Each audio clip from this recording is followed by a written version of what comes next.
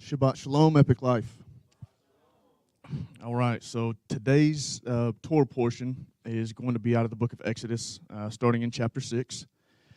Who all in here grew up in a Southern Baptist Sunday school? Then you already know this one. Pharaoh, Pharaoh. Oh, baby, let my people go. Yeah? Anybody? Yeah? Okay, cool. All right, well, y'all got the Torah portion down. No. Chapter 6, verse 2 through chapter 9, verse 35. In reading the first few verses out of this Torah portion, you can kind of get caught up in just reading it quickly. And there's a lot of things that I think are missed right here in the first probably 5 verses. In verse 5, Adonai instructs Moses to deliver a 7-fold promise to Israel. And if you look down in verse 5, furthermore, I have heard the groaning of Bnei Israel, whom the Egyptians are keeping in bondage. So I have remembered my covenant.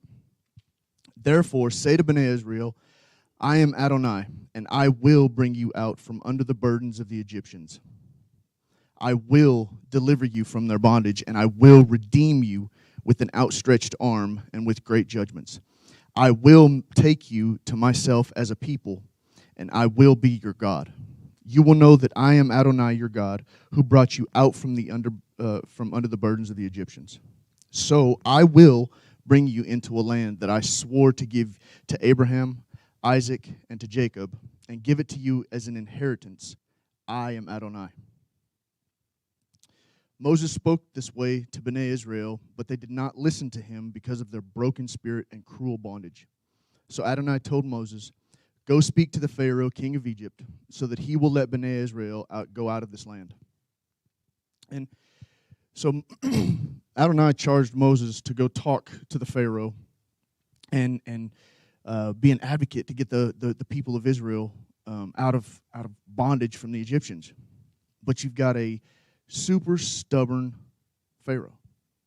You've got a Pharaoh that has a lot of pride and a lot of arrogance, and he doesn't have to listen to anybody. He's going to do things his own way. And even with the signs or the miracles that God charged Moses with showing this Pharaoh, he still, throws a stick on the ground, a staff on the ground, and turns it into a serpent. I don't know about y'all, but that really right there would do it for me. I'm not into snakes anyways, so you turn a stick into a snake, cool, man. Whatever you need, I've got it for you.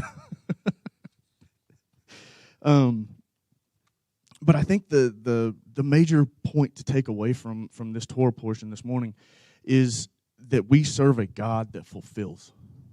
We serve a God that keeps his word. We serve the God of the promise. Everything that he says, he doesn't go back on his word. He fulfills it.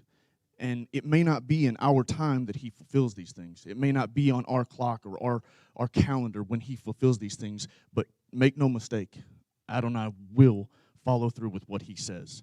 And even after all the plagues, the blood, if you read further into the Torah portion, you'll see the boils and over the men and the animals.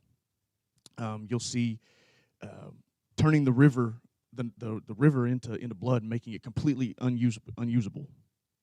Even after all of those things that they went through, Adonai still delivered his people from bondage and slavery.